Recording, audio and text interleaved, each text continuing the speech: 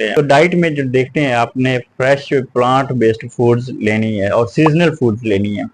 Number 2 पे आपने क्या करना है कि जो खाना लेना है वो या तो कच्चा, जैसे कच्ची सब्जियां सैलेड में लेते हैं आप, या फ्रूट लेते हैं। उसके अलावा फिर अगर पका हुआ खाना लेना है तो हाईली कुक्ड, अच्छे से पका हुआ खाना लेना है। प्याज लेने से अवॉइड करना है, गार्लिक लहसुन लेने से अवॉइड करना है, कच्चा उनको खाने से अवॉइड करना है, कैफीन लेने से अवॉइड करनी है। अब ये ओनियन और गार्लिक क्या करता है, ये आपकी बॉडी में हीट करते हैं, जो कि आपको हार्मोनल इम्बैलेंस भी इनडायरेक्टली करवाते हैं और उसके नतीजे में आपकी चेहरे पे जो एक्नी भी काज करते हैं। तो इसलिए आपने रॉ ओनियन और गार्लिक लेने से अवॉइड कर।